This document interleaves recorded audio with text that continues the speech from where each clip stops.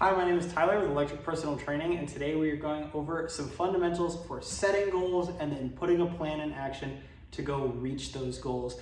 Because a lot of the time we have the right idea, we know where we want to go, but the issue is figuring out how do we get there. So let's go ahead and talk about that. And we will first start with setting our goals. Now, when we're setting goals, there's a principle we need to follow that our goals need to be actually attainable. And that might sound silly, but all the time I find that we accidentally set goals that are actually impossible to reach. I want to lose weight. I want to put on some muscle. How do you check that off? How much is some muscle? How much is some weight? How do we know when we've gotten there? How do we know if our progress is actually productive or if we're just confirmation biasing our way into thinking that we're doing the right thing?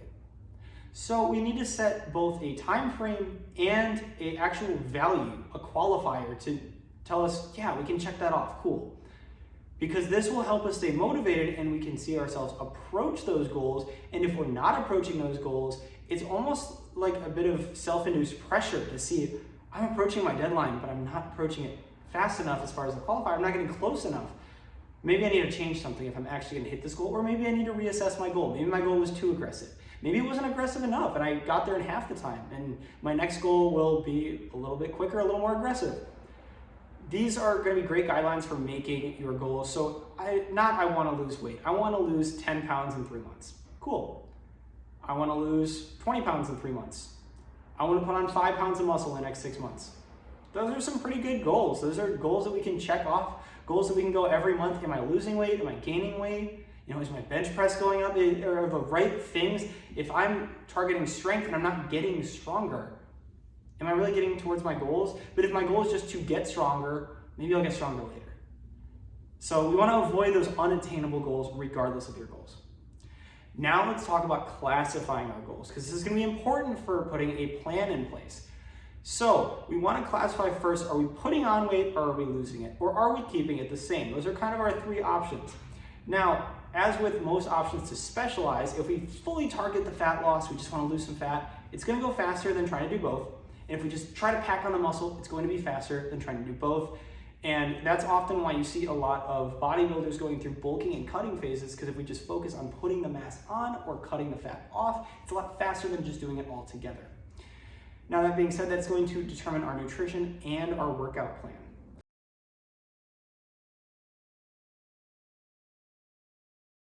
All right, before we jump into the different goal types, I think it's important to address the calorie situation. That is, what are we talking about with calories? Why are they so important?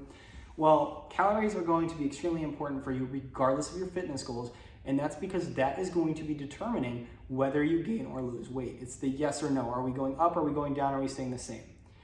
Now, there's no magic way to see how many calories you're burning in a workout throughout the day. It's really subjective, and even the best estimators usually have about a 25% error margin, which means at an estimation of 2,000, the real value could be 2,500, which is a huge difference and can cause you to gain or lose far more or far less than you would be expecting.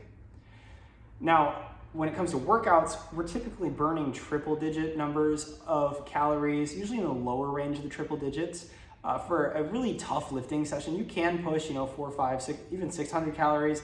For really tough cardio, you can even get up there to the 6, 7, 800s for really tough long cardio bouts.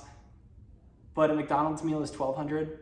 So it's really tough to come to terms with that, because that means that most of our progress is going to be made in the kitchen. It's going to be made in our meal prep and what we're eating throughout the day, because we can only run and sweat off so much of it. So we need to take that into account going forward. Now, if we can't estimate it, how are we supposed to do that? Well, you're going to treat your body like a science experiment, and we are going to go for a trial and error approach. The first thing we need to do is standardize a time to weigh ourselves. A lot of our goals are going to be weight related, putting on or taking off weight.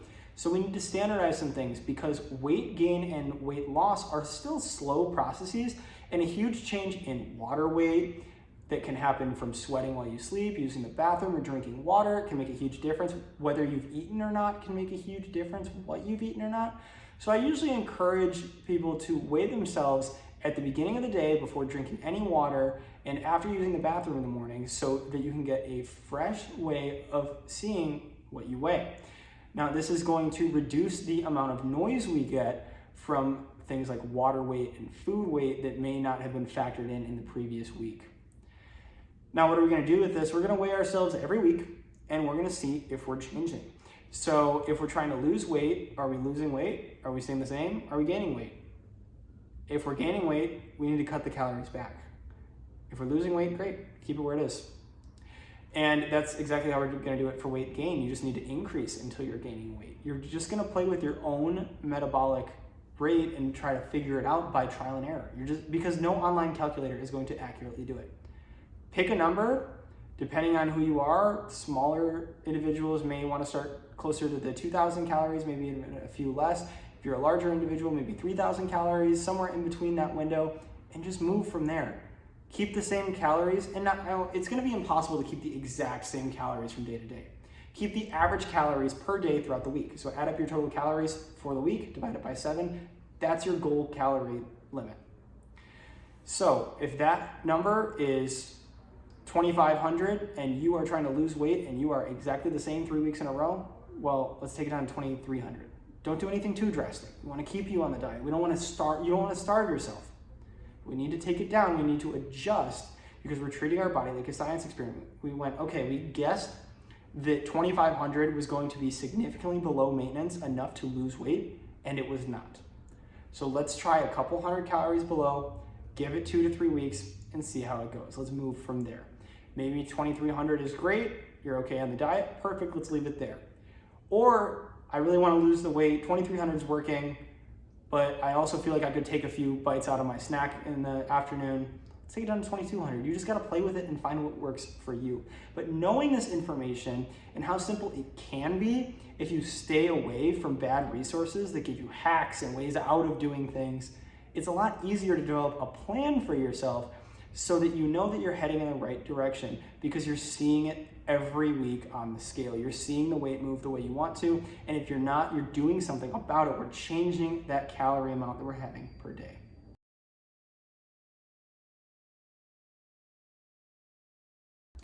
All right, so we'll go ahead and start with the most common one that's going to be to lose some weight. So we want to lose some weight, and we don't know how to get there. We gotta set our goals. Now, I will tell you, it depends on how much weight you have to lose as to what's gonna be reasonable for losing weight. If you're really lean already, you may only be able to lose 0.5 pound to 1 pound of fat per week.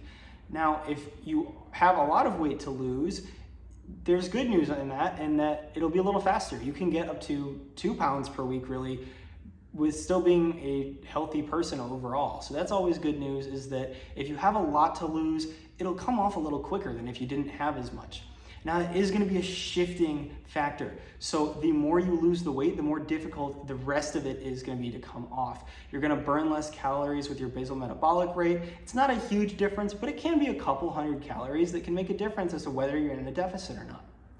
Now, if we're trying to lose weight, we want to follow the principle of what we eat determines what we gain or lose. How much we eat determines how much we gain or lose. So we still want to have ample enough protein that we're not losing the muscle mass that we already have below the weight we're trying to use.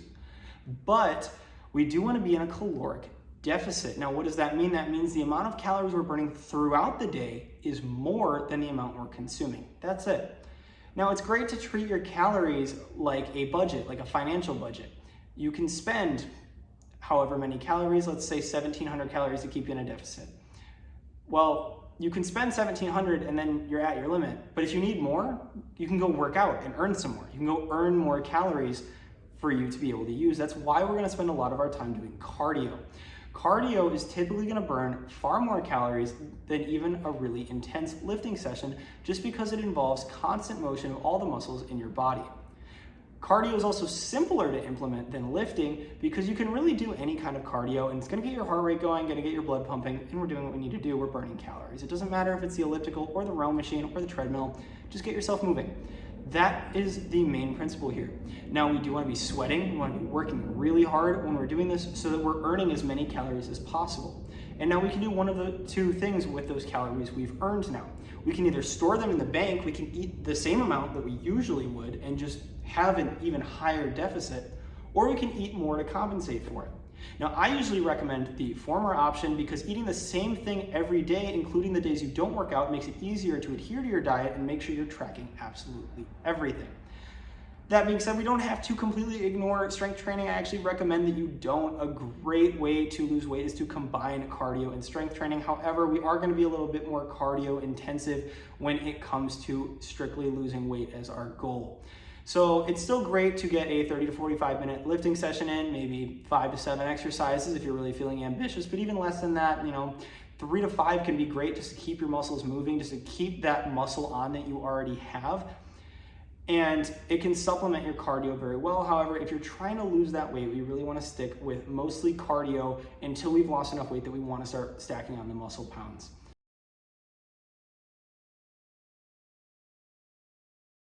Now let's talk about putting on muscle. Now, whereas cardio is pretty simple to choose the cardio exercise, you just got to burn some stuff. And as far as calories, you just got to be under that maintenance, enough to have a deficit and enough to be losing weight actively. We're going to have a very much more complicated way of gaining muscle. Now, the level of complication rises drastically as your experience increases. So if you are new to the gym, this is your first time beginning your workout with the weights, you're not going to have much of an issue throughout the first 6 to 12 months. That is, your exercise selection doesn't really matter that much. As long as you're working all the muscles in your body, you're still going to see tons of strength gains and size gains because your body wants to have that muscle on.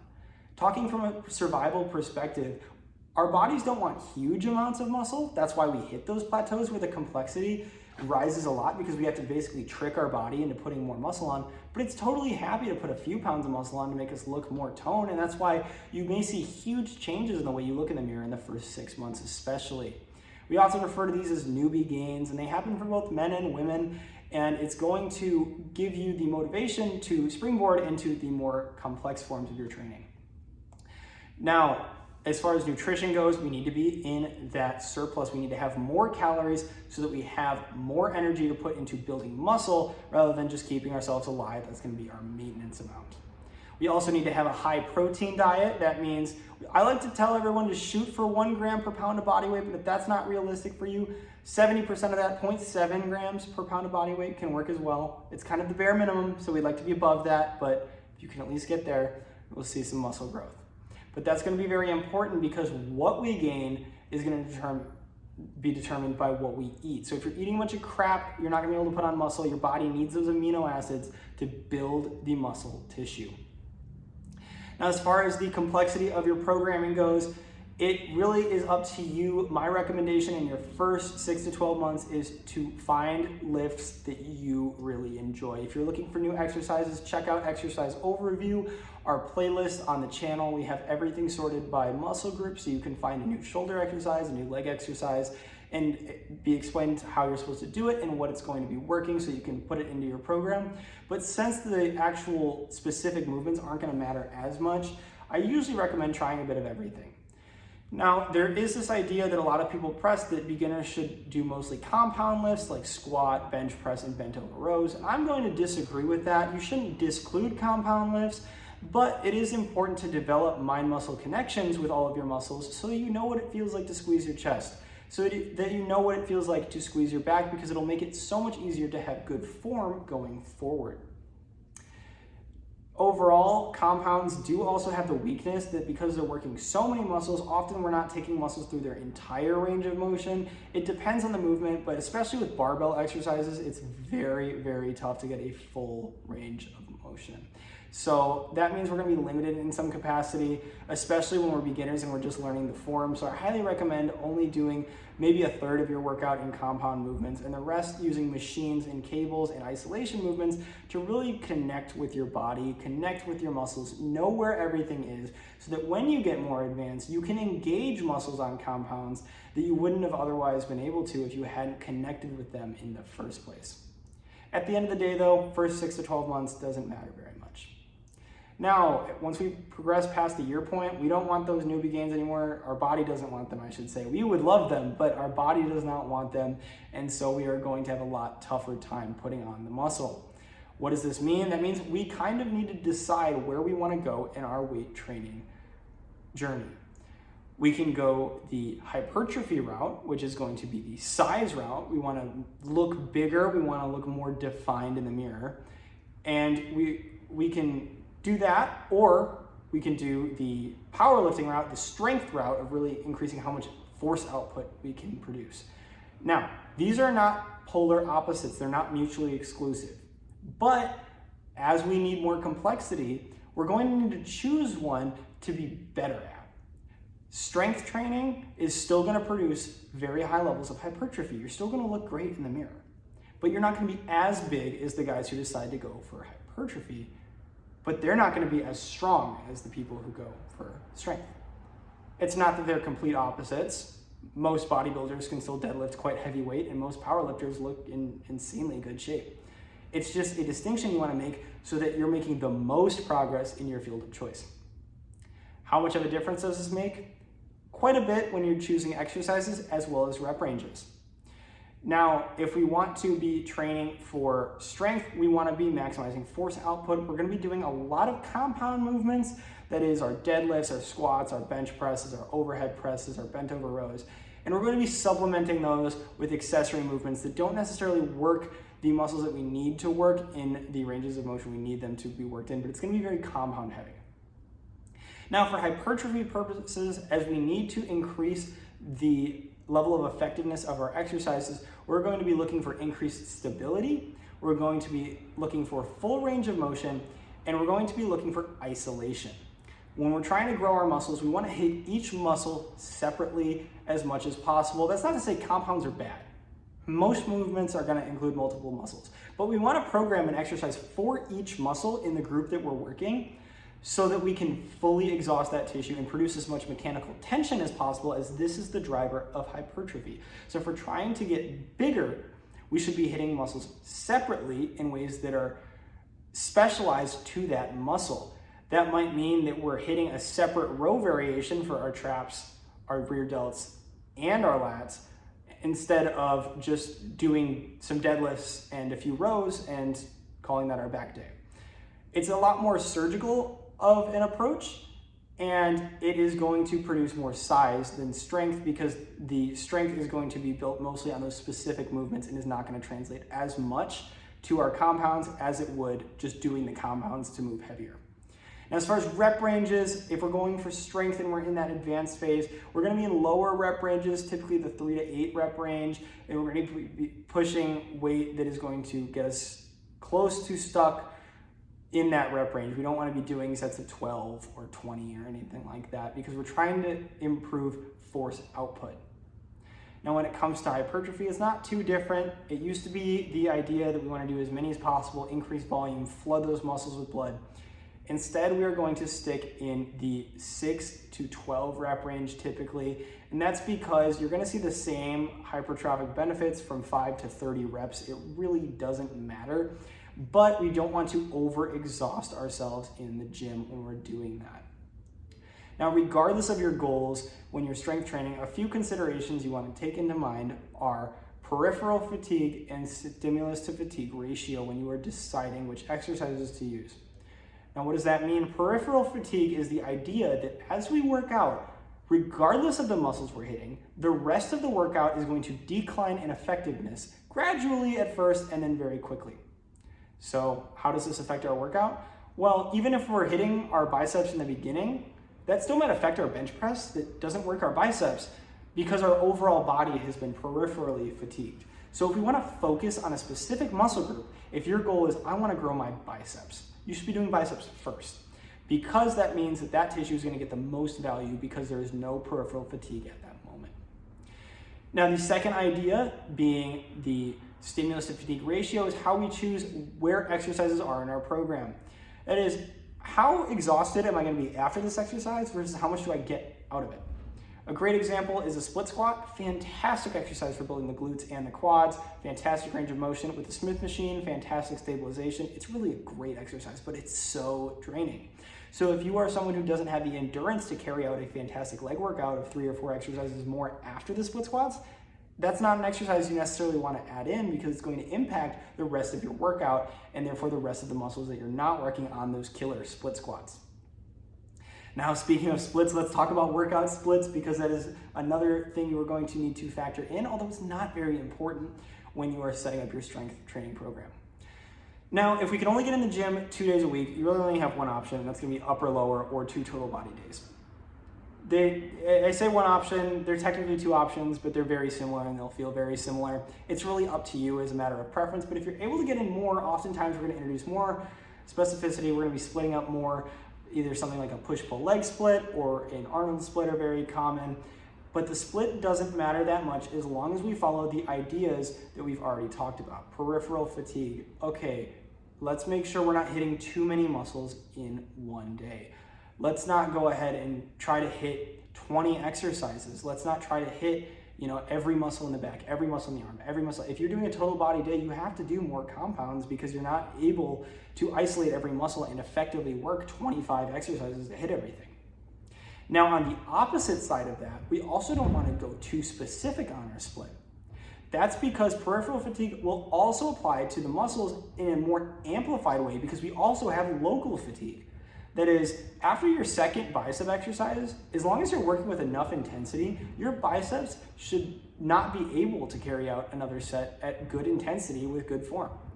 They shouldn't be able to produce enough force to do so because we've drained them enough. And that's an issue if they are. That means we're not training hard enough. So if we're doing what is commonly referred to as the bro split, or hitting each muscle group separately, it's going to reduce our overall productive set count throughout the exercises, because we're doing so much and kind of beating a dead horse when it comes to our muscles, especially with smaller muscle groups like the shoulders and the chest that can really be knocked out in 2 exercises, maybe 3. It's overly excessive. So we just want to choose a split that we like. We want to split up how we are working our muscles, maybe across 2 to 3 days, including some rest days in there, and making sure we're recovering in time, but also splitting things up enough that peripheral fatigue and local fatigue aren't taking away from the productiveness of our workout. This is going to matter much less when you're starting, just like everything else. So you may have started with a bro split and seen plenty of gains, perfectly fine, but as you get more advanced, to keep adding those pounds of muscle, we're going to have to move away from that and move to more optimized splits. But at the end of the day, which split doesn't matter that much. As long as we're not over hitting muscles or under hitting them or doing too many exercises, we'll be okay as far as split goes.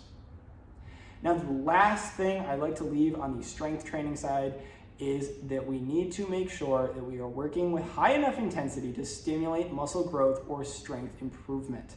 That means we are working towards getting stuck. We don't have to fail on every set, that's all right, but we want to get close. We want to get to that feeling of, oh my gosh, I could not do 3 more, I couldn't do 2 more, I couldn't do 1 more, or I got stuck, I couldn't even finish the last one. That's where we want to be working. You shouldn't approach your strength training regardless of your goals with, I will feel it on the 3rd set. You also shouldn't be getting stuck on rep 4 if you're programming a rep range of 8 for 3 sets on the first set. So choose a weight that you can finish 2 to 4 working sets in a rep range appropriate for your goals and work from there. If it's a little too easy, we're starting to get to 12 reps and we're fine, cut it there, higher weight. If not, keep working up there. Improve the amount of reps that you're doing, and then from there, add the weight when you can. That's our progression model for strength training.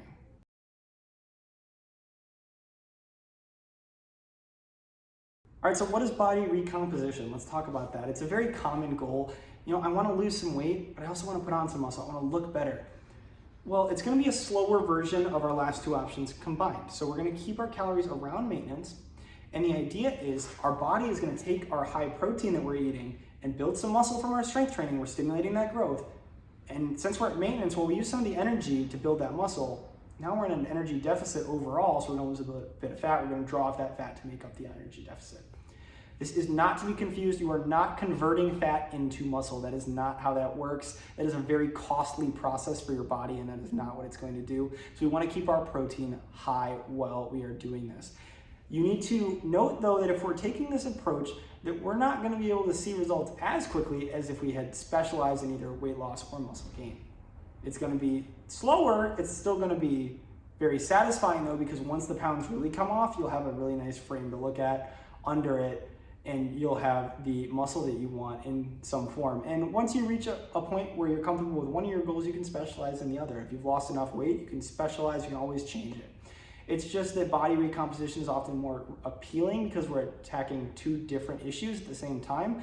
So it feels a lot less like we're waiting to deal with one of the issues that really bothers us about our fitness. Now, you're going to follow the same strength training principles that I've already discussed, as well as the weight loss principles as far as doing cardio, and mix the two. You're going to do closer to a mix of cardio and strength training. You're not going to just pick one or the other. It's going to be a relatively even mix. I do recommend that you do cardio after you do your strength training. I always say it's easier to walk on a treadmill with tired arms than it is to curl with sweat dripping down your face. So on that idea of peripheral fatigue, cardio uses most of your body, and so we're going to be exhausting everything in our body, whereas we aren't going to have as much overall exhaustion from doing strength training. It's going to be more local exhaustion. We're still going to have that overall exhaustion, but it's going to be more localized, so it's easier to engage everything after local issues rather than destroying everything in cardio and then going and trying to lift up some dumbbells. But overall, body recomposition is really just a hybrid of the previous two, and you can take principles from both, mesh them together, and do what works for you. At the end of the day, the plan that works for you is the one that you will stick to and the one that actually addresses the issues you're trying to address. Hopefully somewhere in this video, you saw some information that will help you put that plan together as it was connected to one of your goals, be it putting on muscle, gaining some strength, or losing some weight. Either way, we're going to take very similar approaches as far as nutrition. We're just going to be eating more or less, and we're going to treat our bodies like a science experiment. No computer or website is going to know our exact BMR. It's not going to know how much we burned throughout our workouts. It's not going to know how we tend to eat and metabolize. So we're going to experiment on ourselves. We're going to see what works, and from there, we are going to move in a way that gets us closer to where we want to be. And that's about going to wrap it up for this one. Thank you so much for watching. If you like this content and want to see more fitness content from EPT, go ahead and subscribe here for more videos, as well as on Facebook and Instagram at EPT Evanston. And if you haven't already, check out our free fitness tracking app on the App Store for free, available now.